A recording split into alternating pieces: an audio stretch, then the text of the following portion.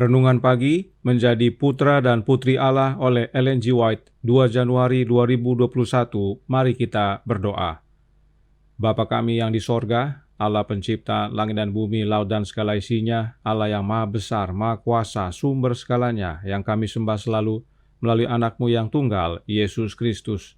Terpujilah Yesus, anak Allah yang maha tinggi, yang adalah satu-satunya jalan dan kebenaran dan hidup bagi kami. Pada pagi hari ini kami bersyukur boleh bangun dan berbakti, dan sebagaimana mendengarkan nasihat firman-Mu, kiranya ini menguatkan kami agar sungguh-sungguh setia kepada-Mu ya Bapa di dalam anak-Mu, agar kami layak menjadi anak-anak Allah. Beserta kami sepanjang perbaktian ini kehendak-Mu yang jadi, karena kami berdoa hanya dalam nama anak Allah yang tunggal, Yesus Kristus, yang adalah Tuhan dan Juru Selamat kami. Amin.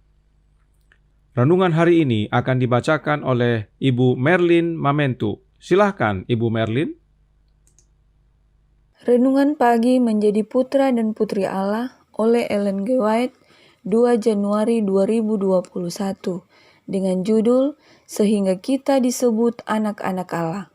Ayat tema terdapat dalam 1 Yohanes 3 ayat 1. Bunyinya, lihatlah betapa besarnya kasih yang dikaruniakan Bapa kepada kita, sehingga kita disebut anak-anak Allah, dan memang kita adalah anak-anak Allah. Karena itu, dunia tidak mengenal kita sebab dunia tidak mengenal Dia. Ketika Yohanes memikirkan kasih Kristus, ia berseru, lihatlah betapa besarnya kasih yang dikaruniakan Bapa kepada kita, sehingga kita disebut anak-anak Allah. Orang menganggap suatu kehormatanlah melihat seorang tokoh kerajaan dan ribuan orang berjalan jauh-jauh untuk melihatnya. Tetapi adalah lebih besar kehormatan untuk menjadi putra dan putri yang maha tinggi. Kehormatan yang lebih besar apakah lagi dapat dianugerahkan atas kita daripada diperbolehkan masuk ke dalam keluarga kerajaan? Agar menjadi putra dan putri Allah, kita mesti terpisah dari dunia ini. Keluarlah kamu dari antara mereka dan pisahkanlah dirimu dari mereka, firman Tuhan. Dan aku akan menjadi bapamu, dan kamu akan menjadi anak-anakku laki-laki dan anak-anakku perempuan. Ada surga di hadapan kita, suatu mahkota kehidupan yang hendak diperoleh. Tetapi hanya kepada orang yang menang sajalah pahala itu diberikan. Barang siapa yang mau mendapat surga mesti dipakaikan dengan jubah kebenaran. Setiap orang yang menaruh pengharapan itu kepadanya menyucikan diri sama seperti Dia yang adalah suci. Di dalam perangai Kristus tidak ada perselisihan apapun. Maka inilah yang mesti menjadi pengalaman kita. Hidup kita mesti didasarkan atas asas-asas yang sudah memerintahkan hidupnya. Melalui kesempurnaan pengorbanan yang diberikan bagi umat yang berdosa, mereka yang percaya kepada Kristus yang datang kepadanya dapat diselamatkan dari kebinasaan kekal. Janganlah seorang pun terperdaya oleh musuh dengan menganggap dirinya hina jika mereka merendahkan diri di hadapan orang, bagaimanapun terpelajar atau bertalenta atau terhormatnya seseorang harus menerima Kristus. Setiap manusia harus memandang surga dengan sikap hormat dan rasa syukur dan berseru dengan penuh takjub, lihatlah betapa besarnya kasih yang dikaruniakan Bapa kepada kita sehingga kita disebut anak-anak Allah. Terima kasih. Terima kasih atas penata layanan Ibu Merlin. Tuhan Yesus memberkati. Selamat pagi saudaraku dalam Tuhan. Selamat hari Sabat. Ayat inti renungan pagi ini menyatakan bahwa dasar kita disebut anak-anak Allah adalah oleh karena Bapa mengaruniakan kasih-Nya. Bagaimanakah Bapa mengaruniakan kasih-Nya? Mari kita buka 1 Yohanes 4 ayat 9 yang berkata, dalam hal inilah kasih Allah dinyatakan di tengah-tengah kita, yaitu bahwa Allah telah mengutus anaknya yang tunggal ke dalam dunia supaya kita hidup olehnya. Kasih yang Bapa karuniakan kepada kita diwujudkan dengan mengutus anaknya yang tunggal. Anak Allah itulah wujud kasih Allah. Jadi, karena anak Allah lah, maka kita disebut anak-anak Allah. Yohanes yang sama menuliskan dalam Injil Yohanes pasal 1 ayat 12 yang berbunyi, "Tetapi semua orang yang menerimanya diberinya kuasa supaya menjadi anak-anak Allah, yaitu mereka yang percaya dalam namanya." Mereka yang menerima anak Allah, yaitu Yesus Kristus, diberi kuasa supaya menjadi anak-anak Allah. Bagaimana caranya menerima anak Allah? Yaitu dengan percaya dalam nama anak Allah. Dan renungan hari ini menyatakan juga bahwa menjadi putra dan putri Allah, halaman 10 paragraf 3 yang menjelaskan, agar menjadi putra dan putri Allah, kita mesti terpisah dari dunia ini. Itulah sebabnya Yohanes menuliskan, mereka yang menjadi anak-anak Allah, dunia tidak mengenal mereka, sebab dunia tidak mengenal Yesus yang olehnya kita menjadi anak-anak Allah. Nah, terpisah dari dunia artinya terputus dari dunia. Dalam tulisan lainnya, Nyonya White menggunakan istilah yang jelas dalam Christian Service halaman 147 paragraf 5 yang berkata, umat Masehi Advent hari ke-7 telah dipilih oleh Allah sebagai umat harta kesayangannya, terpisah dari dunia. Dengan parang besar kebenaran Dia telah memisahkan mereka dari tambang dunia dan membawa mereka ke dalam hubungan dengan diri-Nya. Roh Nubuat menyatakan bahwa kita harus terpisah dari dunia, dan itu dilakukan dengan menggunakan parang besar atau dalam bahasa Inggris disebut cleaver. Berikut gambar cleaver untuk menolong memahami makna kutipan ini.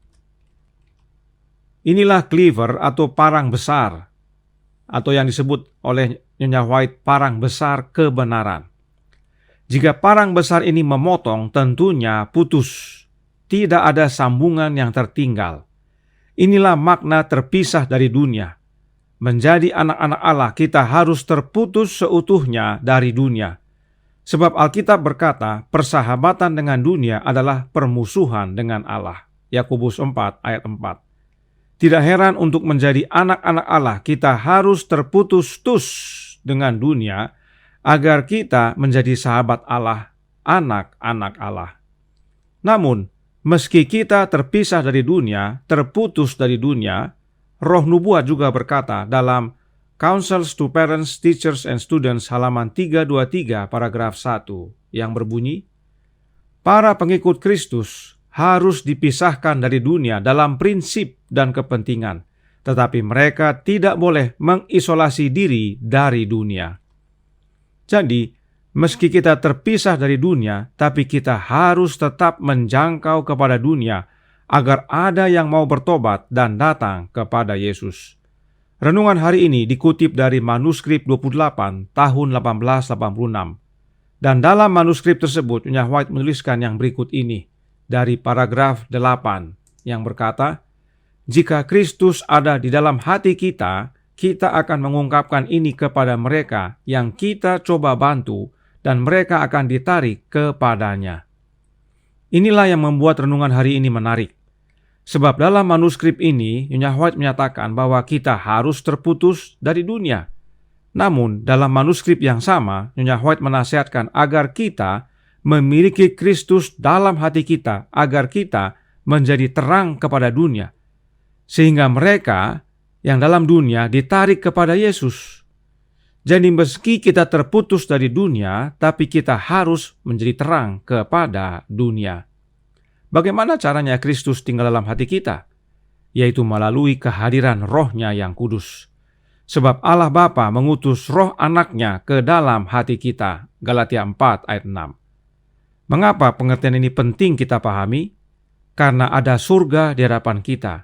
Suatu mahkota kehidupan tersedia bagi mereka yang menang. Nah, syaratnya adalah karakter Kristus. Masih dalam manuskrip yang sama, yaitu manuskrip 28 tahun 1886, Nyonya White menyatakan dalam paragraf 11 yang berkata, agar kita menjadi seperti juru selamat, kita harus diubah. Sekaranglah waktunya bagi kita untuk membawa ke dalam kehidupan sehari-hari kebajikan dari kehidupan Kristus. Kita tidak boleh kehilangan waktu. Jika kita gagal dalam pembangunan karakter kita akan kehilangan kehidupan kekal. Anak-anak Allah harus memiliki karakter yang sama dengan anaknya, yaitu Yesus Kristus. Dan hanya mereka yang memiliki karakter Kristus yang selamat, yang menerima hidup yang kekal. Lalu bagaimana caranya untuk memiliki karakter Kristus tersebut? Melalui kehadiran Roh-Nya Kristus itu sendiri. Kristus tinggal dalam hati kita dan kita tinggal dalam Kristus. Ingat penjelasan pokok anggur dalam renungan pagi bulan Desember tahun 2020 yang lalu. Roh Kristus itu digambarkan sebagai sari pokok anggur yang membuat kita, yaitu ranting-ranting, menjadi hidup dan menerima karakter Kristus. Kita berbuah, buah-buah roh. Karenanya, jangan sia-siakan waktu, sebab Yesus tidak lama lagi akan datang. Berdoa kepada Allah Bapa dan minta kepada Bapa agar Roh Anaknya diutus ke dalam hati kita, sehingga kita diubahkan menjadi manusia baru dalam Yesus dan layak disebut anak-anak Allah. Tuhan memberkati, saya bawa dalam nama Yesus. Amin. Mari kita berdoa. Bapa kami yang di sorga, Allah pencipta langit dan bumi, laut dan segala isinya, Allah yang maha besar, maha kuasa, sumber segalanya, yang kami sembah selalu melalui anak-Mu yang tunggal, Yesus Kristus. Terima kasih atas nasihat yang begitu indah, yang melayakkan kami menjadi anak-anak Allah, yaitu hanya dalam Yesus Kristus saja. Dan dengan menerima Roh-Nya, maka hidup kami diubahkan dan layak nanti menerima kehidupan yang kekal. Tolong kami ya Bapa, agar kami terputus dari dunia seutuhnya, namun tetap menjadi terang dan menjangkau dunia. Tolong kami dengan Roh Anak-Mu, beserta kami sepanjang hari ini kehendak-Mu yang jadi. Ampun kami akan dosa dan salah, karena kami berdoa hanya dalam nama Anak Allah yang tunggal, Yesus Kristus, yang adalah Tuhan dan Juru Selamat kami. Amin.